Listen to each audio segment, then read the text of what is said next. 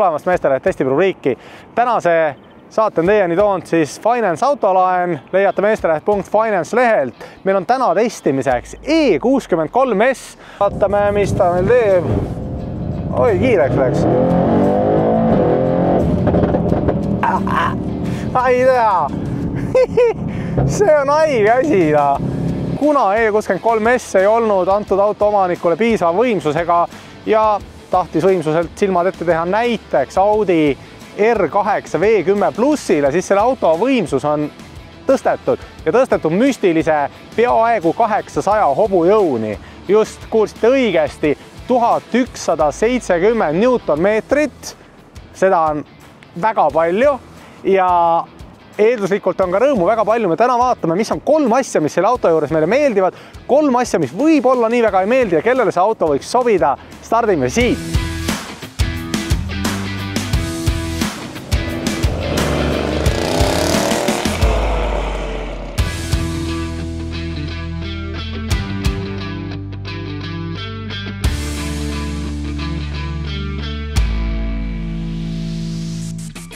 No nii, alustame siis sõitu ja alustame sõitu comfort mode'is.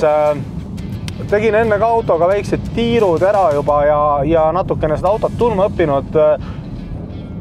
Kui jätta see väike välja ja laske lõrin, mis on muidugi mõnusalt ja tuletab meelde, millega sa sõidad, siis tegelikult ta on väga mugav auto. Ja ütleme, kui klassikalisest sellisest diiselversioonidega võrrelda näiteks, siis vähemalt sama mugav, tal on see vedrustus on siuke thick, kogu see sõitjate ruum on siuke väga tihe ja mõnus place, kus olla tegelikult, et sa võid ära unustada selle, et sul on siin see jõud taga, iseasi, kas sa soovid seda teha. Sõidumüra jällegi, E-klassile vastav, E-klass on üldiselt ise üsna vaikne, siin on see ref ka sellist tüüpi, et ta väga hullult sisse ei anna seda kuma. E-klassidega on olnud seda, et kui sa paned mingi mitte väga sobiva refi, et siis ta võib kumiseda, aga see on praegu väga ponks. Nii, 3 huvitavat fakti antud auto kohta. Esimene huvitav fakt on see, et maanteel saab temaga sõita 4 silindriga ja kui paljude autode puhul see ei ole väga suur üllatus, sellepärast et seda 8 silindri võimalust seal ei ole, siis selle auto puhul on see, et sul ikkagi enamus aega on 8 silindrit ja ta tõmbab tal pooled maha ja sa võidki sõita sisuliselt mingi 6-7 liitrit 100 kütuse kuluga, bensiiniga, nii et 4 vedu, mida veel tahta, väga ökopill.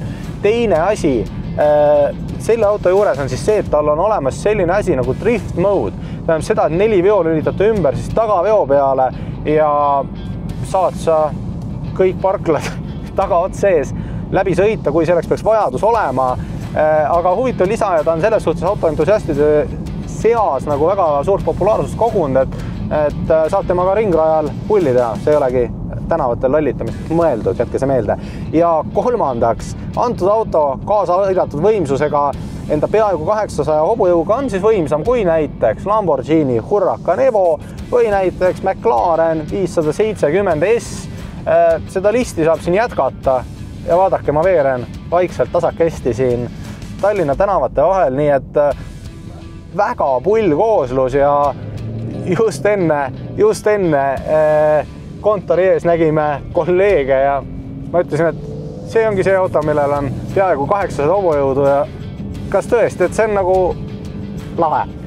No nii, oleme selle pere universaaliga, jõuame siin natukene lagedama sirge peale, kus on lubatud natukene rohkem kui linnakiirus ja vaatame, mis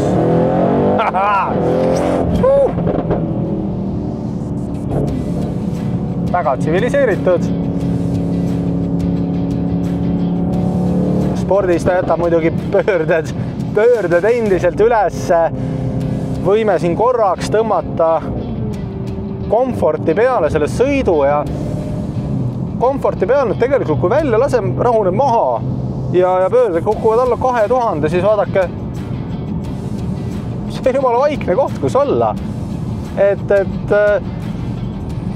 täiesti müstika, kaks täiesti erinevat looma on siin peidus. Üks neist on siuke tore, turvaline ja mugav pesukaru ja teine on mingisugune koll, ma ei oskagi nimetada, kes see on, aga lähme siit uuesti selle Sport Plussi peale tagasi, see on fenomenaalne. See on fenomenaalne, ma pole ühegi pereautoga sõitnud. Lapsed tegid pahandust, ma panen nad taha istmele. Kannatage! See on haige! Oi jumal! Ei tea.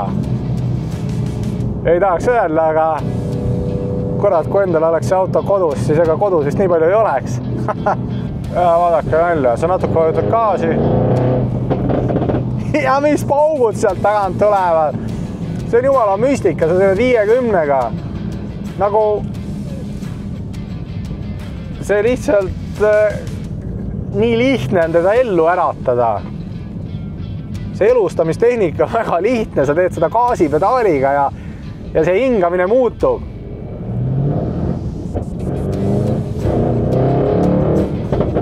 Kuulete, jah? Ta hingab.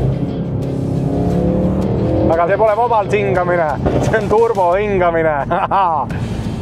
Üks asi, mida selle auto puhul peab ära mainima, on see siis, et see võimalus, et sa saad tõesti lülitada lihtsalt ühelt autol lülituda teisele ümber. Ja sul ongi täiesti kaks erinevat autot nii-öelda, sest et see, mis ta on sportrežiimis ja see, mis ta on komfortis, need on nagu erinevad. No mingid autod on, saad 10 kilovatti juurde, kui paned spordi peale, no tore on, eks ju, aga no mis seal ei muutu midagi, aga siin on see öö ja päev, no igimulli võtab otsa ette, kui seda sporti paned ja ma kujutan ette, et kaloreid läks siin rohkem praegu kui jooksurindil mõni päev, et see on midagi, mida ma kujutan ette, et isegi tavalises 63 S-is saab väga võimsalt kätte, aga siin on seda veel. Punkt on hiile peale pandud, see on fakt.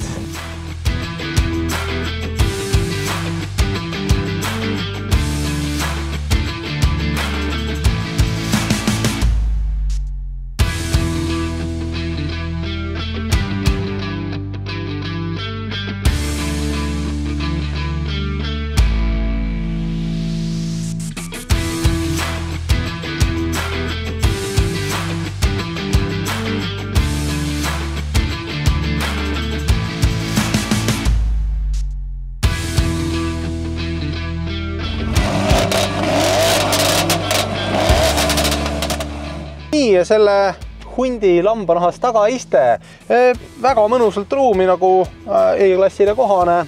Saatsin mõnusalt endale käetoe paika panna ja E-klass on tegelikult alati olnud ka samas suurusjärgus, kusjuures konkurentidega mõnus piisava sellise siseruumiga nii täiskasvanutele kui ka laste vedamiseks.